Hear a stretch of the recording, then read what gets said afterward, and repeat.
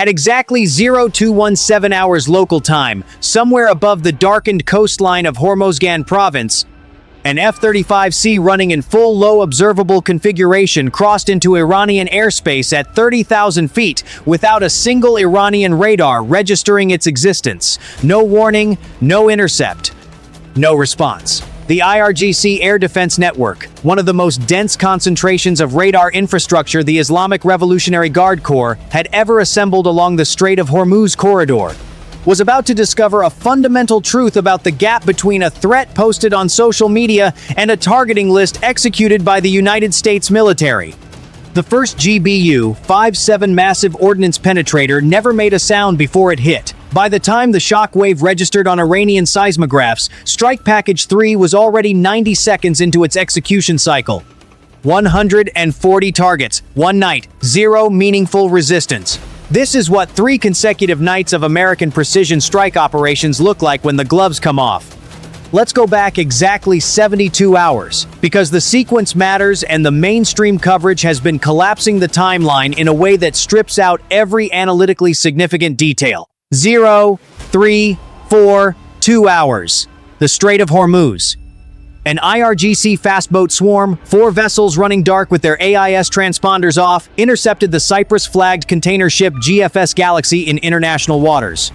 This was not an improvised harassment patrol. The attack pattern's simultaneous approach vectors from 340 degrees and 110 degrees to bracket the vessel, followed by incendiary devices deployed directly onto the deck near the engine room ventilation intakes, was a pre-planned kinetic strike executed with the deliberation of a military operation against a civilian maritime target. In an internationally protected waterway, the GFS Galaxy's engine room was set ablaze. Significant structural damage confirmed. The crew of 22 was forced to abandon ship in an active threat environment in the middle of the world's most critical maritime choke point. One crew member, a civilian mariner doing a job transiting a waterway that international law guarantees free passage through, is still missing. Then the IRGC did something that, even in the context of everything that preceded it, represents a level of institutional overreach that demands to be examined without diplomatic softening. They declared the Strait of Hormuz closed. Not suggested, not implied, officially declared through IRGC command channels on Iranian state media, with the IRGC Navy commander personally delivering the statement. The language: no foreign vessel may transit the strait without Iranian identification, tracking, and monitoring authorization. Embedded inside that sentence is a claim of sovereign operational control over an international waterway carrying 20% of the world's daily oil supply, a claim with no basis in the UN Convention on the Law of the Sea, no historical precedent in modern maritime law, and zero military credibility against the force structure the United States 6th and 5th Fleet had positioned in the theater over the preceding 96 hours. The IRGC was not asserting a legal position. It was asserting a power it did not possess and daring the United States Central Command to prove it. U.S. CENTCOM's response did not arrive in a press release. It did not arrive through Qatari intermediaries. It did not arrive in the form of a Security Council referral. It arrived in 4 words. Iran does not control the strait. And 3 more. Traffic is flowing. That is not a diplomatic statement. That is a military verdict delivered in plain language by the command authority that was already 48 hours into executing the targeting package behind it.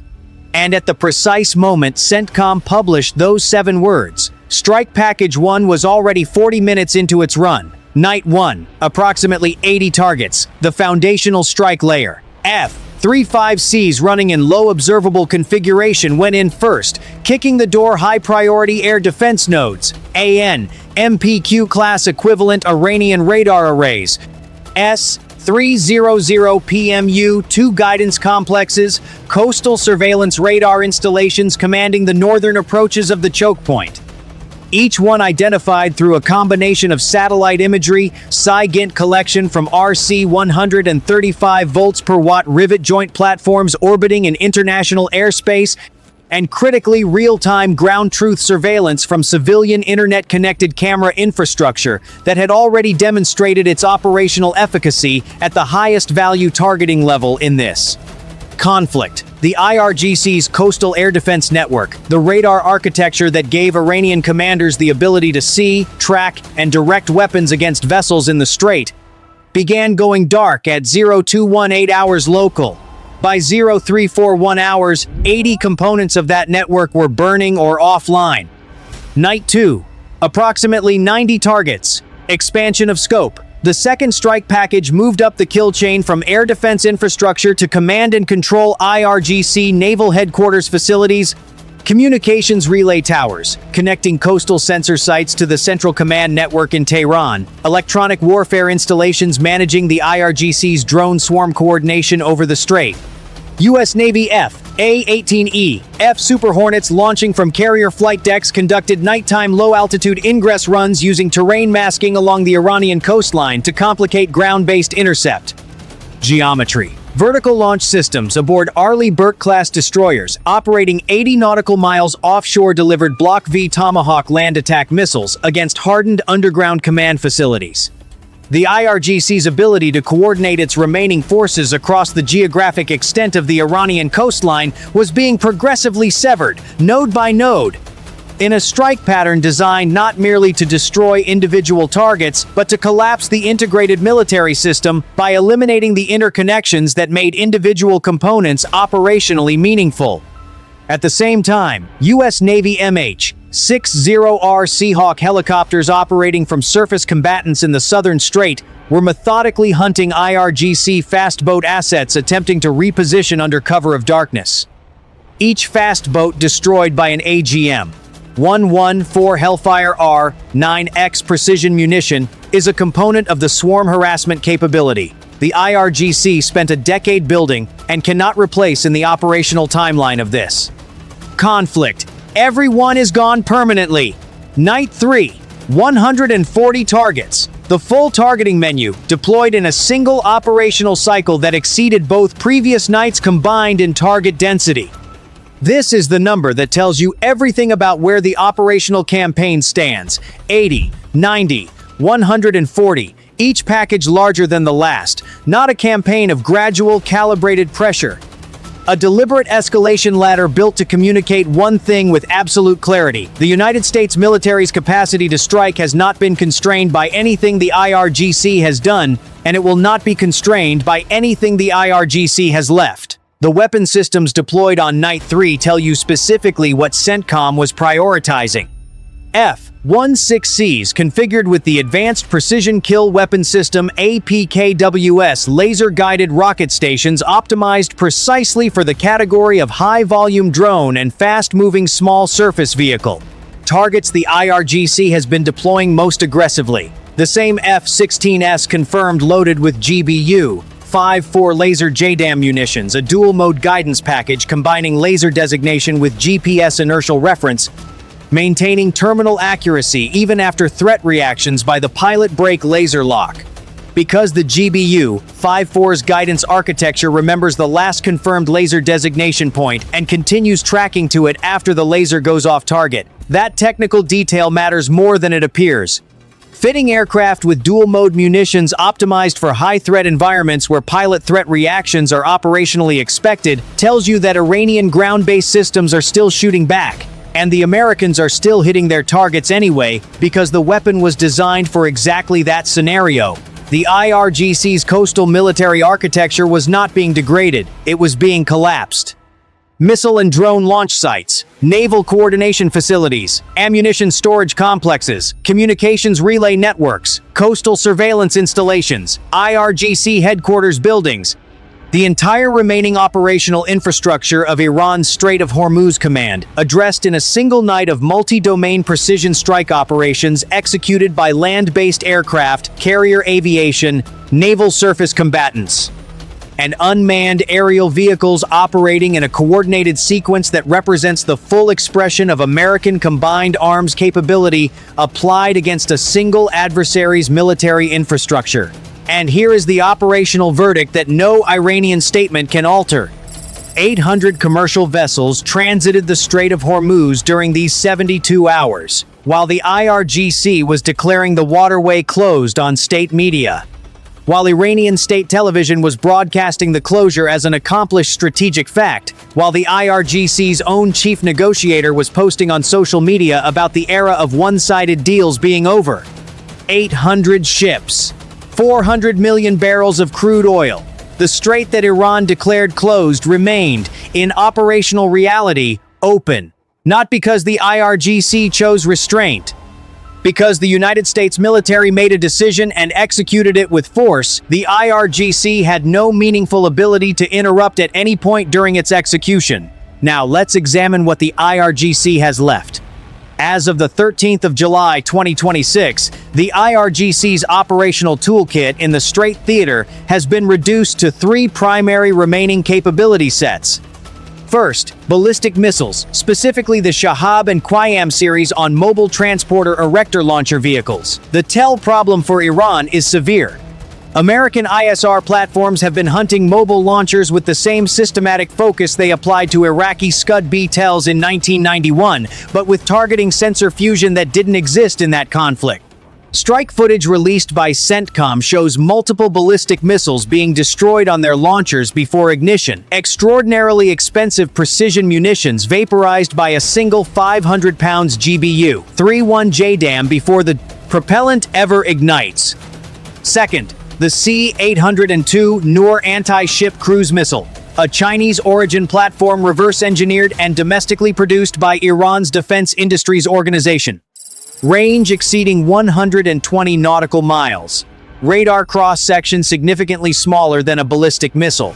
Sea-skimming terminal approach profile designed to exploit radar horizon geometry against surface-based search systems. The C-802 is a genuine capability concern. It can be launched from interior positions well inland, denying American strike aircraft the clean shot against coastal launch infrastructure that mobile ballistic missile TELs provide. American naval commanders are aware of it. The 3-night strike campaign has specifically targeted C-802 storage, maintenance, and launch infrastructure, but the mobile dimension of this threat has not been fully eliminated. Third, mines. The 80 mines reportedly deployed in the Strait by IRGC naval elements represent the single most persistent and most difficult to neutralize component of Iranian maritime capability that survives the strike campaign. Mines require no command structure to operate, no communications infrastructure, no living operator once deployed. They sit in 40-meter depths and wait.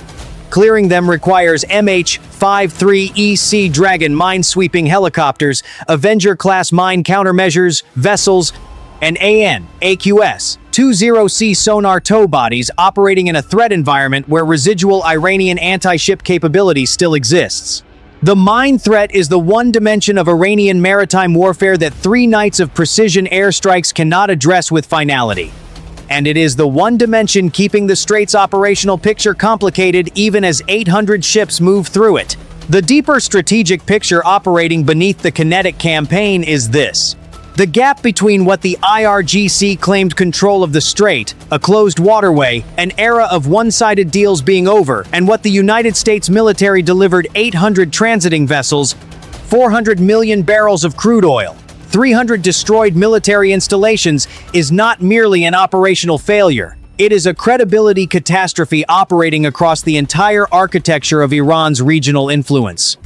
The Houthis in Yemen, Hezbollah in Lebanon, Shia militia networks across Iraq. Every one of them has calibrated their behavior, their commitments, and their risk tolerance against a mental model of the IRGC as an institution that can deliver on its threats. The IRGC declared the Strait closed. The Strait is open. 800 ships went through while the IRGC's chief negotiator was still typing about the era of one-sided deals. The proxy networks are watching. And what they are watching is an institution that publicly claimed a capability it demonstrably does not possess, on a timeline that cannot be explained away, against an adversary whose operational response is visible to every intelligence service on the planet. That is the psychological track of this campaign, and it is operating with a force multiplier that no kinetic strike can replicate. The IRGC signed an MOU at the Islamabad talks committing to 60 days of unobstructed commercial passage through the Strait. Not 60 months, not 60 years, 60 days. A commitment so limited in scope, so minimal in its operational requirements, that it should have represented the absolute floor of what any institution serious about diplomatic engagement could sustain. The IRGC violated it within days by setting the GFS Galaxy on fire and firing warning shots at a second vessel, stopping it dead in the water in the middle of the same international waterway the MOU committed them to protect. This is not a nuanced diplomatic failure. This is an institution so operationally compelled toward maritime aggression, so institutionally dependent on the leverage it derives from threatening commercial shipping, that it could not maintain a 60-day pause in its own attacks without reverting to exactly the behavior the MOU was designed to stop. And the consequence of that institutional failure is the targeting list CENTCOM executed across 3 nights that have now erased more than 300 components of the military infrastructure the IRGC built specifically to sustain exactly the maritime extortion the MOU was supposed to temporarily pause. The radar dishes are dark, the communications towers are down, the missile sites are burning, the fast boat fleet is reduced, the ammunition depots are gone. The IRGC's chief negotiator is still posting on social media. The carrier strike groups are still pushing north. Here is the honest question that every strategic analyst needs to sit with right now. The risk in this theater is no longer that the IRGC closes the strait through military dominance. It cannot. The last 72 hours demonstrated that with finality. The risk is what an institution with a fractured command structure, a depleted military inventory, public commitments it cannot honor, and a political survival imperative it cannot abandon does when the gap between its public position and its operational reality becomes unsustainable. An IRGC operational commander in a coastal installation whose communications relay has been destroyed, whose ammunition depot is burning, whose radar array is dark, and whose fast boat fleet has been eliminated, operating without reliable contact with the central command that might otherwise constrain him, is the uncontrolled variable in an environment where everything else has been brought under control. Cornered institutional actors with semi-autonomous operational components and degraded communications infrastructure are not predictable. They are not governed by the same rational cost-benefit calculations that guide decision-making in unified command environments. That is the question that serious strategic analysts are losing sleep over tonight. Not whether the United States military can keep the strait open. It can, and it has. But what the next move looks like from an institution whose public commitments have been operationally shredded, whose regional credibility is bleeding out in real time, and whose most dangerous remaining capability requires no human decision-maker to activate. The Strait of Hormuz is open. The American military is controlling the southern half. The IRGC's coastal military architecture is burning across 300 confirmed target locations spanning 3 consecutive nights.